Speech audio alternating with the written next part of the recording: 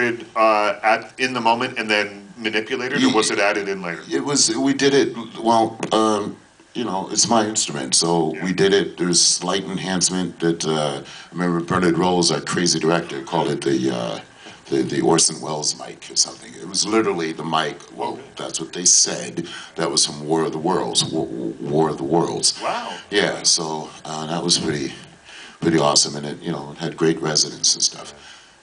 Her picked up everything. Well, including my fear. Yeah.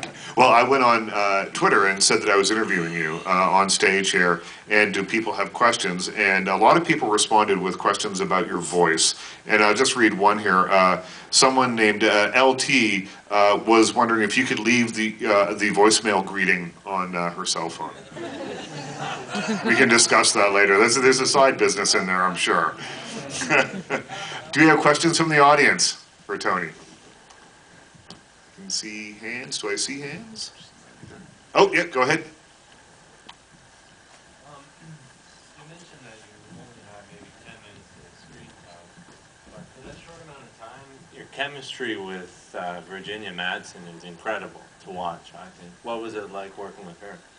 She was the last person to sign off on me. She was a producer on the film, and I didn't have to audition for that role. Bernard saw me in a movie I did in Africa called Last Elephant with James Earl Jones and Isabella Rossellini, and he said, that's the guy. So I literally had to pass a personality test with propaganda, and that just means meeting executives at 7 in the morning while they pour orange juice and butter their bread and see how you respond. So they signed off, and then I just had to meet Virginia for lunch, and she signed off, and we had 5 weeks before we started shooting. So we decided to do different classisms, like ballroom dancing and horseback riding and fencing together. And just me and her, just getting into the flow of that elegancy. Yeah, so that, I think, led to it. And then we just, you know, we respected each other. You know, she's a wonderful, wonderful actress and woman. How much influence did Clive Barker and Bernard Rose have on helping to find the character, or was it all written on the page and then you and Virginia created more? Well, I think the original story, Forbidden, which took place in England, I mean, the groundwork of the relationship and the horror of it is there. Bernard had the brilliancy of transplanting it to Chicago, and I think that's what made it fly. It's really weird because as I've traveled the world, different audiences get different things from it. I do a lot of counseling with gang intervention across the country, and they love it. They love it in a way that's, they think of him as a hero, kind of. And I get their ear, and then I can help counsel them and stuff. So it depends on where you are, who you are. When I do conventions in the South, I get rednecks coming up to my table, and they say things like, you know, just love the way you kill people. And I look at them and I go, if I wasn't doing that, would you be talking to me? Well, I had read in an interview, you shot a movie in Texas where you said that there's still, you know, issues about race that come up. And are there? Yeah.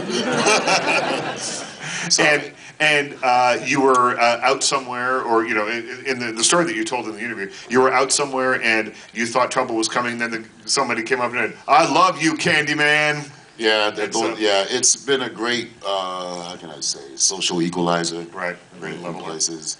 I did a film with Christopher Reeve in Calgary. It was a Western called Black Fox. And I remember one day we were in a barn, because I thought that was the best job of my life, because every day I had to get up at 6, I put on my duster and my hat, my 6 guns, my rifle, my boots, my spurs, say hello to my horse and wait to ride, right? But we're in the barn, and it was a particularly dark day, and Christopher was like really disturbed, and I said, what's going on, man? And he says, man, you don't know what it's like being a Superman. A, I thought it was a character, and B, you know, you should be proud, because everywhere love you. And he says, man, I'm telling you, when I go out, men want to fight me, and women want to, and I go, well, just go to the right place. You'll be all right. You can choose your places.